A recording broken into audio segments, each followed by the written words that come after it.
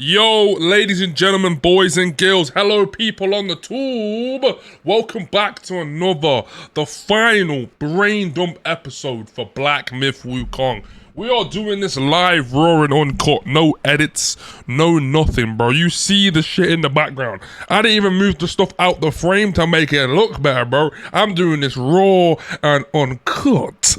But welcome, ladies and gentlemen. Hello people on the tube once again. Black Myth Wukong playthrough is now finished. It is completed on the channel, and I just want to start off by saying it is game of the year, hands down. No game is better. I don't want to hear nothing from nobody at me, bro. Black Myth Wukong is the best game of 2024. It's a madness, brother. The game is so sick that I'm not even seeing games that are coming out in 2025 that might beat it, bro. Like, no cap. Bro. This game is so sick. It's so sick, bro. It's almost a 10 out of 10. It's almost a 10 out of 10. It's almost a 10 out of 10. It's almost a 10 out of 10. The game is that good, man. 100% worth full price. And I have not said that about a game in a long time. It's worth buying the DLC. I've not said that about a game in a long time. It was worth pre-ordering. And I have not said that about a game in a long time. I promise you, bro. This game is sick.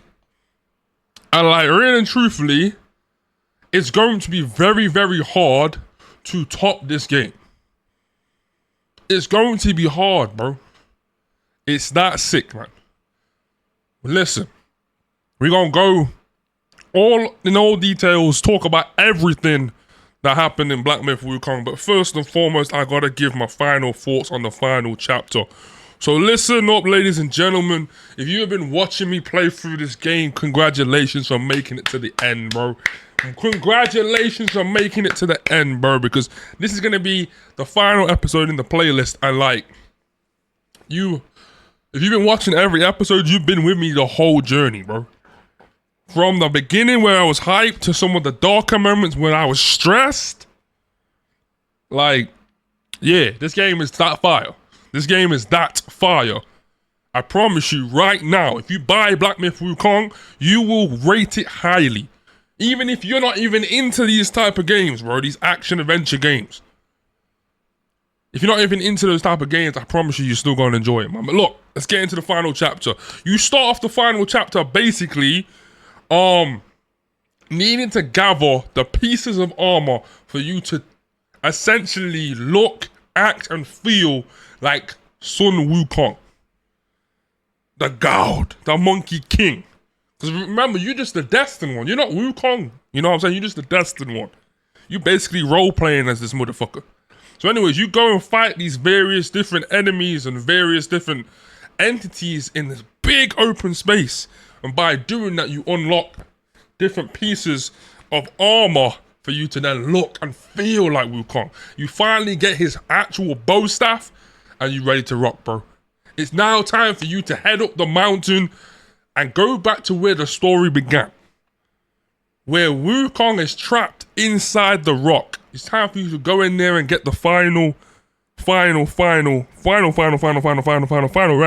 and fight this motherfucker. You get taken through a journey of his past, his history, his battles and things of that nature, and then you finally have to fight him. In multiple forms, bro. This guy starts off in like a more primal, barbaric, early evolution version of him. And then he gets to the final version. You and him toe to toe. Both wearing the same armor, both got the same weapon, both got the same skills. All the skills you got from the tech tree, this man got them too. And you battle, and let me tell you this right now, that battle is insane.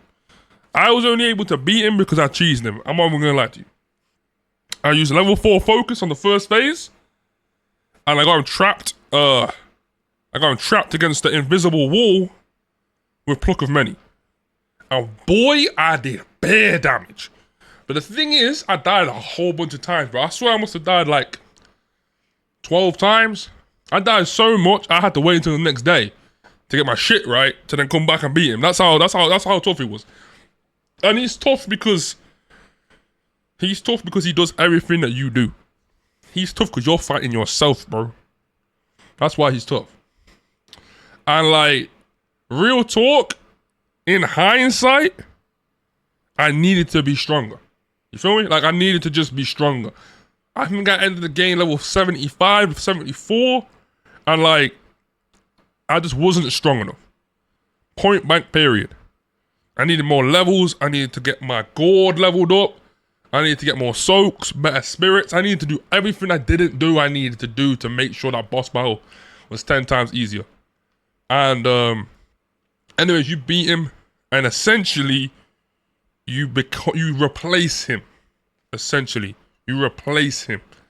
You're now, you know, damn near trapped in the rock, ready for your time to be awakened and face the next one. It's a big journey, a big understanding of his journey, and almost like a circular life kind of cycle. My understanding, my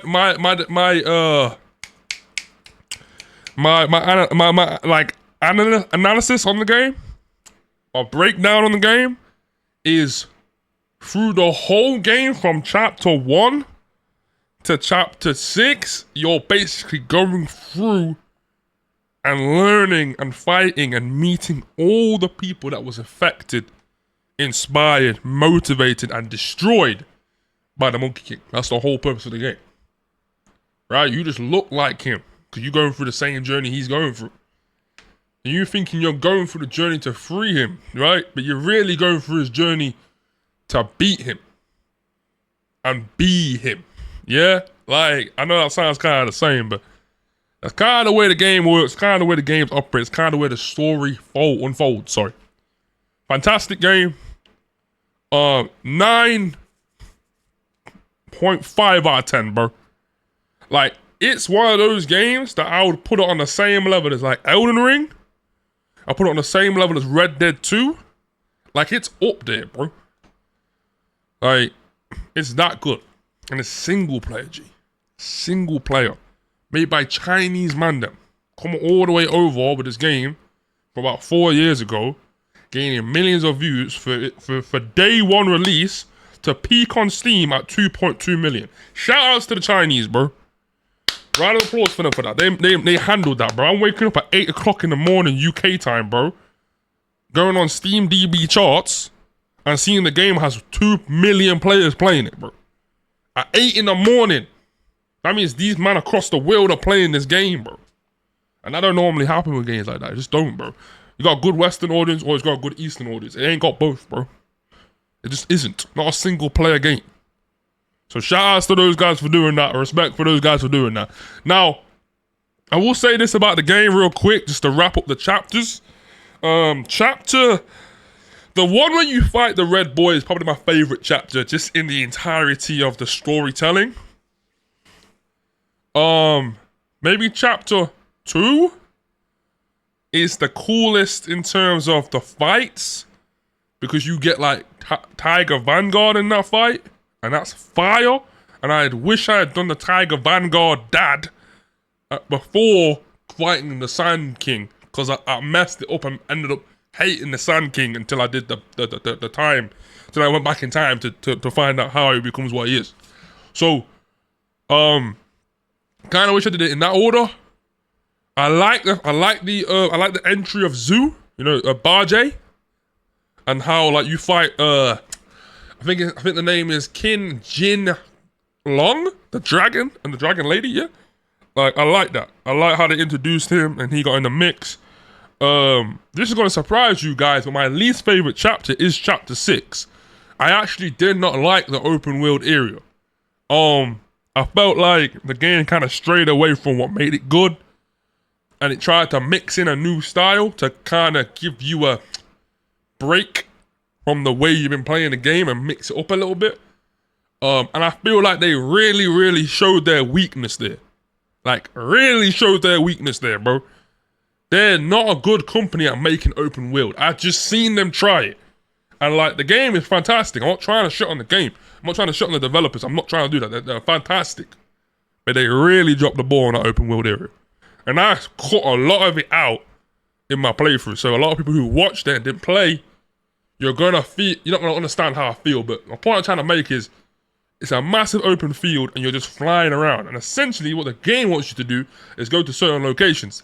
But they're not really highlighted. Like some of them are highlighted really well and some of them just aren't. So you flying really everywhere to figure out what's going on, and you can almost kind of get bored. You can almost lose momentum.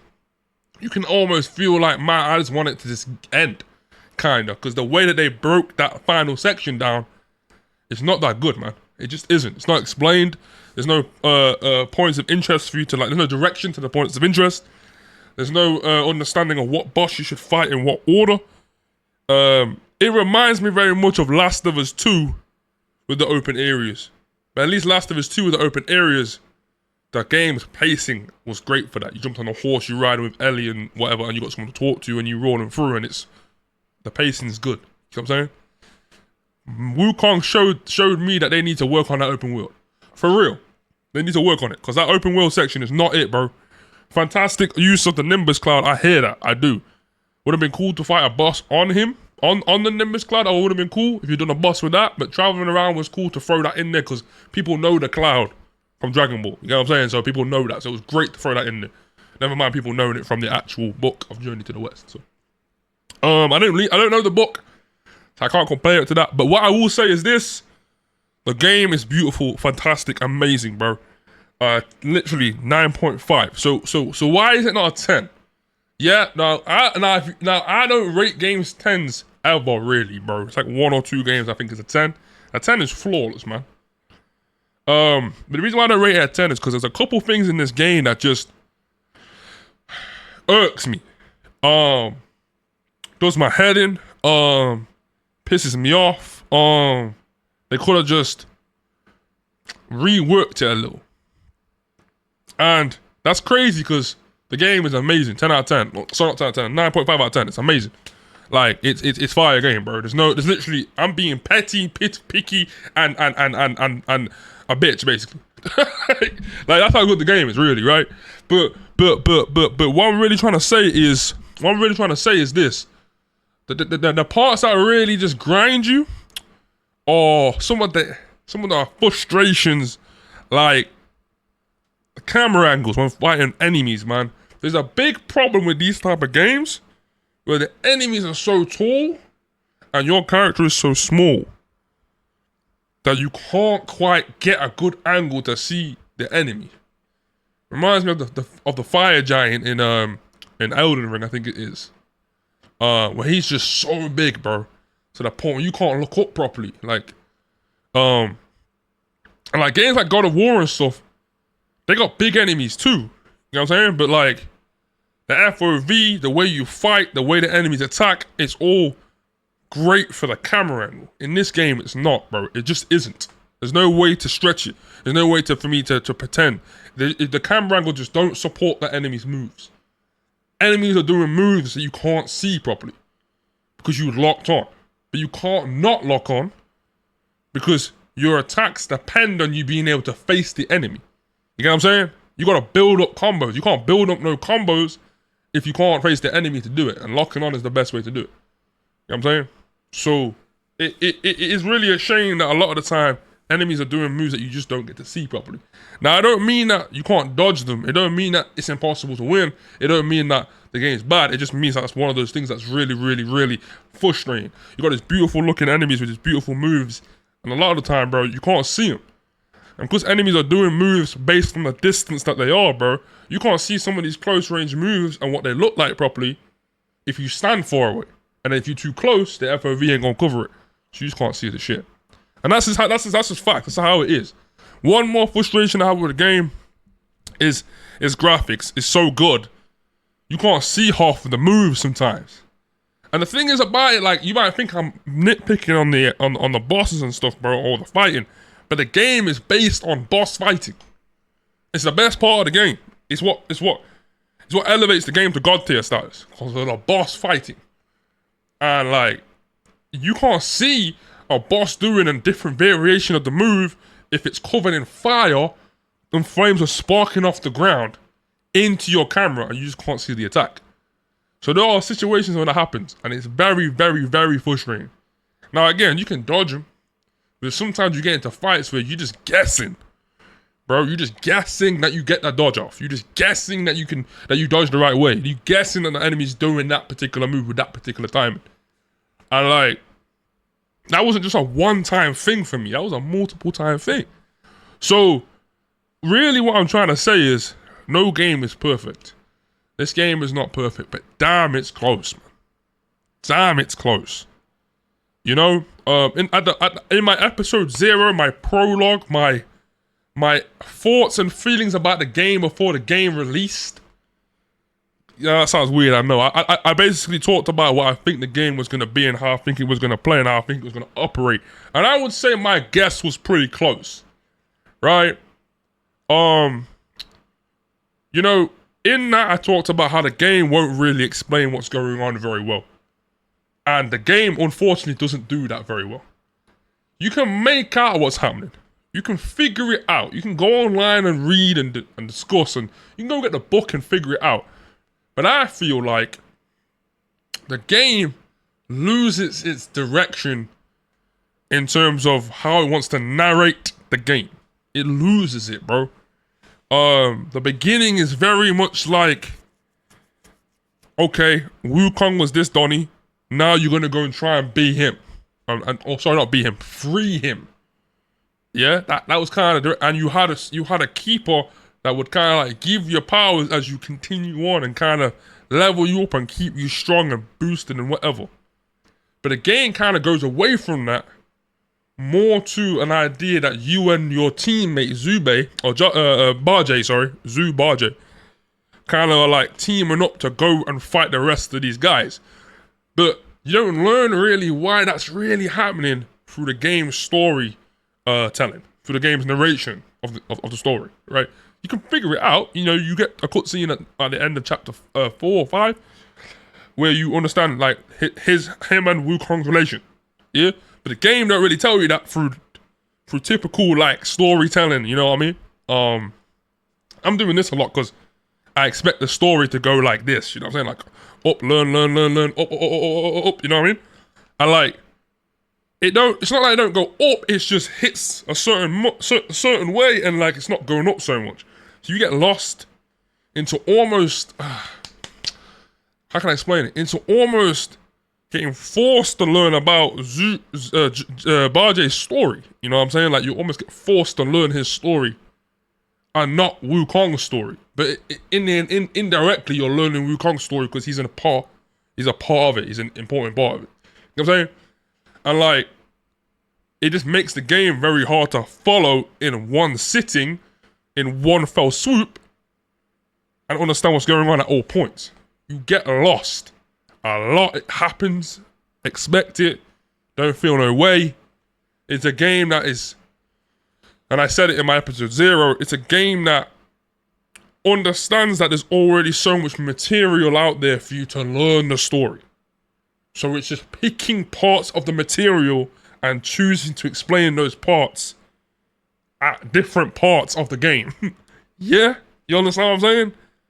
Like, it took me a while to realize at the start of each chapter, you're essentially not continuing the previous story, bro. You're not really doing that. You just find yourself in a different scenario and learning that, and learning why you're there. And how Wukong before you affected that area that you're in. That's it. So yeah, game's amazing. Story, kinda cool. Cutscenes, fire. The music videos or the cinematics, amazing. Really thought-provoking. Really get you feeling some type of way. But damn, like, if they could have just made it a little easier to see what bosses are doing, made it a little bit more friendly on the controls, and on the camera, I really feel like this game could have been a 10 out of 10. And the thing is, the game is so damn amazing. I'm not really trying to say the game is bad, bro. I'm just trying to say that the game is fantastic. I'm just trying to be, as real as I can. So yeah, that's really it. Hopefully that makes a lot of sense. We got a new game plus. I think about playing that on stream and going back through areas that I missed, and then just going back and completely getting every item in the game, every skill in the game, every unlock in the game. You know, that's really what I want to do. But that seems like more of a stream thing, than it is for you know, an actual how can I best explain it? More than another recording, right? Fantastic game, man. I cannot stress it enough. Buy the game full price every time, all the time. Really only performance issues I had with the game was chapter 6. That open world area just didn't flow the way it needed to flow. But yeah, that's it, man. It's sad that it's over. The next game we're going to be playing, and that is tomorrow, is Dead Rising Remastered Deluxe, or Dead Rising Deluxe Remaster, sorry. Super duper excited for that. I'm a huge Dead Rising fan. I think it's one of the greatest zombie games of all time, behind Left 4 Dead. I said this plenty of times. And yeah, man, Game Science, congratulations. I really hope you just perfect this game, DLC the fuck out of this game, perfect those DLCs, and chill for a little bit. Because you probably made a lot of money from this. I don't think you got any other games coming on right now. So a lot of people about to get paid. A lot of investors about to find you and try and jump on your shit. Good luck, because obviously you from China, so the way you operate and create games is a different story. We don't know about that over here in the West. I hope the next game you make can bring more Chinese folklore to the West. I hope you stay in that lane. I'll be really, really sad if you know, take all this, you know, and become one of these game studios that just try and milk money. You can tell this is a passion project. You can tell that people probably went through hell to make this motherfucker. And like, we appreciate your effort 100%. We appreciate your effort 100%. You've done something in gaming that I don't think is gonna be recognized and realized just yet. I feel like people are gonna finally get a chance to play this game and give it a go, and years down the line, it's gonna be remembered as that game that kind of opened the door to us understanding how these Chinese companies make these AAAs. And I think you guys have really opened that door to realize, to make some of the Western market realize, yo, actually, wait a second. You know, we actually put some time into this shit. We actually take material that makes that's been proven to make sense, proven to be entertaining for people, and proven to be educational for people, and then make a game adaptation around that stays true to it. Not just take a slight idea and bend the fuck out of it, but stays true to it, and then build that game damn near twice, because they had it in Unreal 4 and had to upgrade that bitch to Unreal 5, right? They probably made it for PS4 and Xbox One and had to upgrade that bitch to PS5 and Xbox Series and PC. Really, really like make people realize, yo, shit, we make a good game and make it around some shit people are interested around, and make it a good game, people are gonna eat it up, man. They're gonna eat it up. 2.2 million on release. I don't really know how. That's players, by the way. That ain't people buying the game, bro. That's people on the game. 2.2 million people on the game, bro. At the same time, bro. Single player game. Not GTA. You see what I'm saying? Not a game like GTA, bro. That's been held, that everybody knows about. This game come out of nowhere. 4 years ago, nobody knew what the fuck this game was. For it to drop 2.2 milli? Consistent players peaking? The fuck, what we talking about? And that's just PC. That's just Steam. Yo, listen. Ladies and gentlemen, thank you very much, man. This is my last brain dump for Black Myth Wukong. I know we've been waffling a lot. I'll see you guys tomorrow for Dead Rising Deluxe Remaster. Super excited for that. Make sure you play Black Myth Wukong. You have to play it, bro. It's a must play. If you're a gamer, you have to play it. If you're a casual gamer, you have to play it. If you're a competitive gamer, you have to play it, bro. You have to experience the game. It's one of those. It's one of them. Yeah? Anyways, enjoy the rest of your day, evening, or night, depending where you're from. Much love and much respect. I appreciate you, PGC, for sticking through and watching. And to all those who find their way to this video at some point in their life, hopefully this 25 minutes of waffle served you well. I'll see you when I see you. Late. Thanks for watching. And that's it. That's a wrap. Video done.